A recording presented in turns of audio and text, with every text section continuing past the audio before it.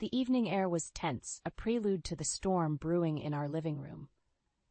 "What do you mean she's moving in tomorrow?" I asked Greg, my voice barely containing the shock and anger. Greg didn't even flinch. "It's decided, Elise. Mom's coming to live with us. It makes sense, especially now." "How can you make such a decision alone?" I countered, feeling the walls of our home closing in on me. "What about our plans, the rooms?" He had that all-knowing look, the one that always set me on edge. "We'll convert your home office. It's the only logical solution." "My office? Greg, that's my space, my sanctuary." "You don't really need it," he said dismissively. "Besides, I pay the rent here, $3,000 a month. That gives me a say in how we use the space." I was stunned. This house, the one my parents had passed down to me, now felt alien, controlled by Greg's financial hold over it. "But this is my family home," I whispered, more to myself than to him. Greg's voice was cold, devoid of the warmth I once fell in love with. "Your family home or not, I'm the one footing the bills now. Get your stuff cleared out by tomorrow." That night, I couldn't sleep. The realization that our marriage was a facade, built on the shaky grounds of financial power and silent submission, hit me hard. The next morning, I woke up to the sound of my office being emptied. Marion, Greg's mother, arrived with her suitcases, an unwelcome guest in my own home. In the days that followed, the tension escalated. Marion's presence was overbearing. She rearranged the kitchen, criticized my cooking, and worst of all, she had this way of subtly belittling me in front of my daughter, Mia. I felt like a stranger, tiptoeing around my own life. Greg became more distant. His conversations were curt, his nights late. Our home, once filled with laughter and shared dreams, now echoed with the sounds of unspoken resentments and forced politeness. One evening, I overheard Greg and Marion discussing finances. "Elise doesn't contribute much anyway," Marion scoffed. "She should be grateful we're letting her stay." I felt a surge of anger. This was my family home, a place of cherished memories, now being reduced to financial transactions and power plays. The next morning, I confronted Greg. "I want to talk about the rent," I said, my voice steady despite the turmoil inside. "This was my family's home. I never agreed to pay rent." Greg's response was a mix of arrogance and indifference. "Well, things change, Elise. I'm paying the bills, so technically it's more my house than yours now." That was the moment I knew. Our marriage, a delicate balance of love and compromise, had crumbled under the weight of control and disrespect. I called my father, Nolan, my voice shaking. "Dad, I need your help. It's about Greg." As I hung up, I realized that this was just the beginning. I wasn't going to let Greg and Marion turn my life into their dominion. They might have underestimated me, thinking I'd crumble under their control. But they were wrong. I was my father's daughter, and I knew a thing or two about standing my ground. Sitting in the empty room that used to be my office, I couldn't help but reminisce about the early days with Greg. We were like two pieces of a puzzle, fitting perfectly with our differences. But now, those differences were tearing us apart. I remembered our first date, how Greg's laughter had echoed in the autumn air, how he had looked at me as if I was the only person in the world. It was hard to reconcile that memory with the man who had just usurped my family home. My phone buzzed, pulling me back from the past.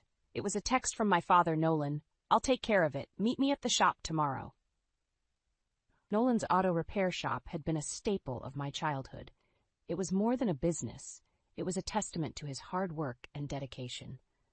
That shop, much like our family home, held memories of a life once filled with warmth and togetherness. The next day, I walked into the familiar scent of oil and metal. Dad was under a car, his hands expertly moving as he worked. "Dad," I called out. He slid out, wiping his hands. "Elise, let's talk in the office." The office was a small room filled with trophies from car shows and framed photos of our family. It was a capsule of happier times. "I can't believe Greg is doing this," Dad said, his eyes reflecting a mix of anger and concern. I sighed. "I know, Dad. I think it's time for some payback." Dad nodded, a determined look crossing his face. "What do you have in mind?" "I want Greg and Marion out of the house, but I want to do it legally, make them feel the pinch of their actions." Dad leaned back in his chair, pondering. "We can draw up a rental agreement, hike up the rent, make it impossible for them to stay." I felt a mix of relief and apprehension. This was the first step in reclaiming my life, but it also meant declaring war on Greg and Marion. "Let's do it," I said, the resolve in my voice surprising even me. Over the next few days, Dad and I worked on the rental agreement. It was a meticulous and strategic plan designed to legally corner Greg and Marion. I couldn't help but feel a sense of satisfaction imagining their faces when they'd see the new terms. Meanwhile, back at the house, Marion's true colors began to show more vividly. She complained about everything, from the way I dressed Mia to the brand of coffee I bought. Her words were like needles, subtle but piercing. One evening, I overheard her on the phone. "Yes, I've finally got a lease under my thumb. This house will be ours soon." Fury and disbelief coursed through me. How could she be so callous, so manipulative? But her words also steeled my resolve. This wasn't just about me anymore. It was about protecting Mia from this toxic environment. The day came to present the rental agreement to Greg and Marion. I walked into the living room, the document in my hand, my heart pounding in my chest. "Greg, we need to talk about the house," I said, my voice steady. He looked up, surprised. "What about it?" I handed him the document. "It's the new rental agreement. You need to read it." As Greg's eyes scanned the pages, I saw a range of emotions flicker across his face. Confusion, disbelief, and finally anger. "This is absurd. The rent's been raised tenfold." "Yes," I said, meeting his gaze. "It's the market rate for this property. If you can't afford it, you'll have to find somewhere else to live." Greg's face turned red, his anger palpable. "You can't do this to us." "I can, and I am," I replied, feeling a sense of empowerment I hadn't felt in years. "This is my family home, Greg. You've forgotten that, but I haven't." The days following the presentation of the rental agreement were a blend of silent battles and open confrontations. Marion's true nature, once hidden under a veil of polite intrusion, now emerged in full force. One evening, I was setting the table for dinner when Marion entered the kitchen. Her eyes quickly scanned the room, landing on the simple yet nutritious meal I had prepared. "This is what you call dinner," she scoffed. "Back in my day, we knew how to provide for our families properly." I clenched my teeth, forcing a polite smile. "It's healthy, and Mia likes it." Marion snorted, dismissing my efforts with a wave of her hand. "Children don't know what's good for them. It's up to us to teach them. Clearly, you lack that understanding." Her words stung, but I remained composed. I had learned that reacting to Marion only fueled her disdain. As the days went by, Marion's presence became more oppressive. She criticized my parenting, my housekeeping, even my choice of clothes. It was as if she was deliberately trying to provoke me. One afternoon, I returned home from a quick errand to find Mia in tears and Marion sitting calmly in the living room, reading a magazine. "What happened?" I asked, rushing to comfort my daughter. "Your child is just being fussy, as usual," Marion replied without looking up. "I don't have the patience for such nonsense." I held Mia close, feeling a surge of protective anger. How could she be so cold towards her own granddaughter? Later that week, I had a meeting with a potential client for my small business. "Marion, could you please watch Mia for a couple of hours?" I asked, hoping for a bit of cooperation. Marion looked at me, her expression one of annoyance. "Fine, but make it quick. I have plans later." I returned from the meeting to find Mia once again in distress. Marion was nowhere in sight. After calming Mia down, I confronted Marion. "Where were you? I trusted you to look after her." Marion rolled her eyes. "I had to step out for a bit. She was sleeping, anyway. What's the big deal?" The big deal was that Marion's selfishness was now affecting Mia, my most precious treasure. I realized then that Marion would never change. Her contempt for me had spilled over to Mia, and I wouldn't tolerate it any longer. I called my father that night, my voice trembling with a mix of anger and determination. "Dad, it's getting worse. She's not just targeting me now. She's neglecting Mia." Nolan's response was swift and resolute. "We need to speed up our plan. It's not safe for you and Mia there anymore."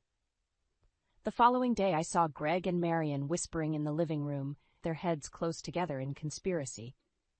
"What are you two plotting now?" I asked, a hard edge to my voice. Greg looked up, his expression one of feigned innocence. "Just discussing some financial matters. Nothing for you to worry about." But I knew better. The rental agreement had unsettled them, and now they were scrambling. I could almost smell their desperation, a scent that, under different circumstances, might have been satisfying. Instead, I felt a cold resolve settling in my heart. They had underestimated me, thinking I would crumble under their pressure. But they were wrong. I was ready to fight back, not just for myself, but for Mia. The battle lines were drawn, and I was no longer just a passive player in their game of control. I was about to change the rules entirely. Every day in the house felt like walking on a tightrope. Marian's presence loomed large, a constant source of negativity. Her comments were like thorns, pricking away at my patience and resolve. One evening, as I put Mia to bed, I overheard Marian speaking to Greg in hushed tones in the living room. "Elise is not fit to be a mother. She's too soft, too indecisive. You need someone who can actually run a household efficiently." I stood frozen, listening to their conversation. Greg's reply was a weak agreement, a betrayal that cut deeper than any of Marian's sharp words. The next day, I confronted Greg. "Do you really think I'm a bad mother?" I asked, my voice shaking. Greg avoided my gaze. "It's not just about being a mother, Elise. It's about being responsible, about being adequate." Adequate. The word echoed in my mind, a stinging indictment of my role in this family. As the days passed, Marian's manipulations grew bolder. She rearranged the furniture to her liking, disposed of items she deemed unnecessary, and took over the kitchen, effectively pushing me to the margins of my own home. One day I came home to find Mia crying inconsolably. Marian was in the kitchen, completely ignoring her. "Why aren't you attending to her?" I demanded, my heart racing with worry. Marian shrugged, a cold detachment in her eyes. "She needs to learn to soothe herself. It's part of growing up." That night I called my father, my voice a mix of anger and desperation. "I can't do this anymore, Dad. Greg and Marian are destroying everything I hold dear. I need to get out." Nolan's response was immediate and firm. "You and Mia come stay with me. We'll sort this out." I hesitated. Leaving the house meant giving up the fight, but staying meant subjecting Mia and myself to more torment. The decision crystallized the next morning when I found my personal belongings boxed up in the garage.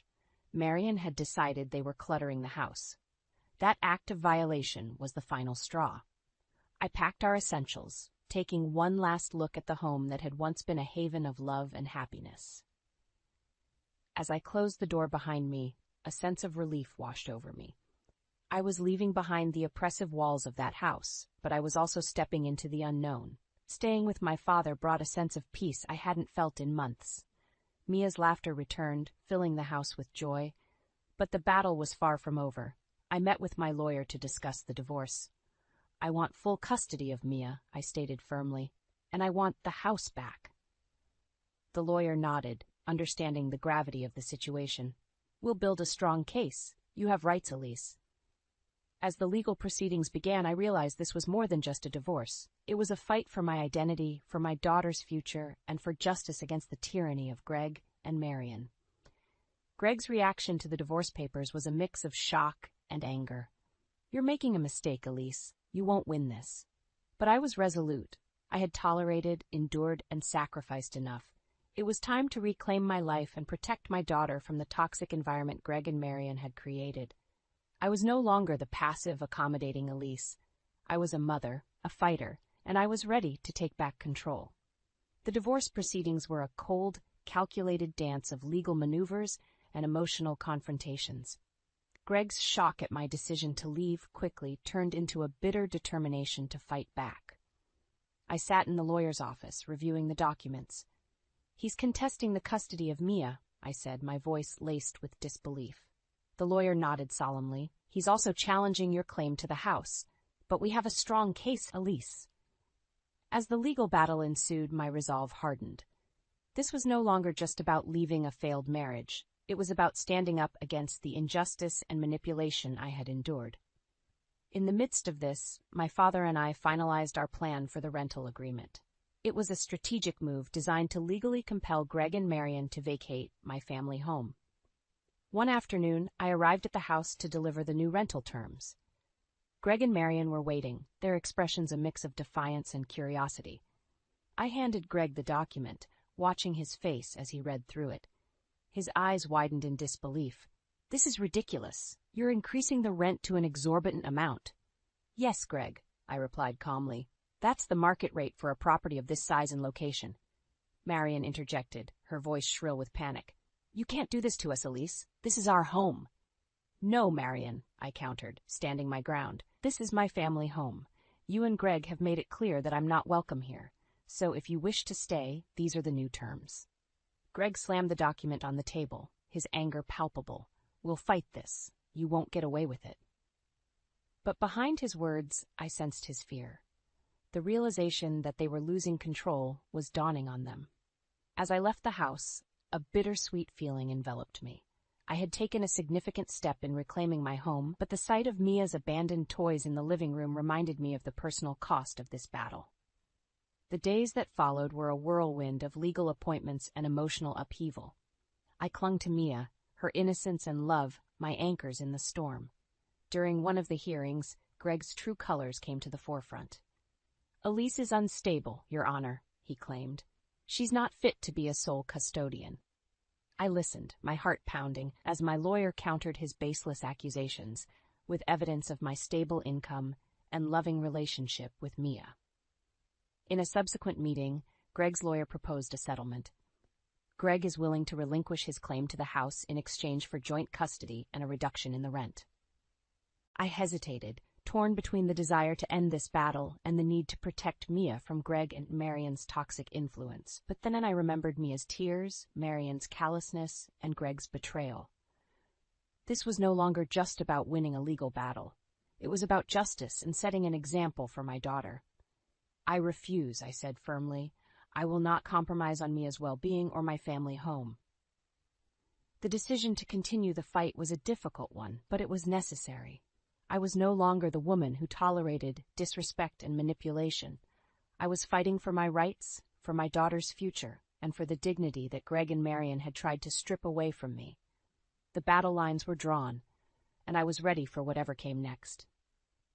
The day of the final confrontation arrived like a storm on the horizon. Armed with the legal documents, I stood at the doorstep of what used to be my sanctuary, now a battleground. Greg opened the door, his face a mask of defiance. Marian hovered behind him, her eyes betraying her anxiety. "What do you want, Elise?" Greg asked, his tone icy. "I'm here to finalize the arrangements," I said, handing him the updated rental agreement. As he read, his expression shifted from confidence to disbelief. "This is absurd. You're demanding a rent that's beyond unreasonable." "It's the market rate for a property of this size in this location," I replied, my voice steady. "If you can't afford it, you'll have to vacate." Marian stepped forward, her voice trembling. "You can't do this to us. We have nowhere else to go." "That was your choice when you decided to push me out of my own home," I said, meeting her gaze. Greg slammed the document on the table. "We'll see what the court has to say about this. You're not going to get away with trying to evict us from our home." "This ceased being your home when you chose to disregard my rights and my feelings," I retorted. The air was thick with tension, the once familiar living room feeling like a foreign land. I looked around, memories flooding back, of laughter, of love, of a life that once was. Now it was just a shell, housing bitterness and betrayal. As I turned to leave, Marian's voice stopped me. "Elise, please. We can negotiate. There must be a way to resolve this." I paused, considering her words. Then, with a resolve that surprised even me, I said, "There's nothing left to negotiate. You made your decision when you chose to side with Greg against me and Mia." With that, I walked out of the house, leaving behind the echoes of a life that no longer existed. The days that followed were a mix of relief and uncertainty. The legal proceedings were grueling, but my resolve never wavered. I was fighting for my dignity, for my daughter, for the justice that had been denied to me. Eventually, the court ruled in my favor. Greg and Marian were given a month to vacate the property. The news hit them like a tidal wave, washing away the last vestiges of their control and arrogance. I watched from a distance as they moved out, their belongings a testament to their shattered dreams and misplaced ambitions. In their eyes, I saw the realization of their defeat, the understanding that their manipulations had backfired. As I stepped back into my family home, now empty of their presence, a sense of peace enveloped me. It was not the peace of victory, but the peace of justice served. I walked through each room, reclaiming the space that had once been ours, mine and Mia's. The walls that had witnessed so much pain now stood as silent sentinels to a new beginning. I knew the road ahead would be challenging. There would be wounds to heal, memories to reconcile. But for the first time in a long while, I felt a sense of hope. I had fought against the odds, stood up to the tyranny of Greg and Marion, and emerged stronger. This was more than just a legal victory. It was a reclaiming of my life, a testament to the strength I never knew I had. The dust had settled, the legal battles were over, and the once turbulent house was now calm. As I stood in the empty living room, the memories of what had transpired echoed in the silence. Mia played in the corner, her laughter a balm to my weary heart. Watching her, I realized that this struggle, though fraught with pain, was necessary. It wasn't just a fight for a house. It was a battle for our future, for our peace.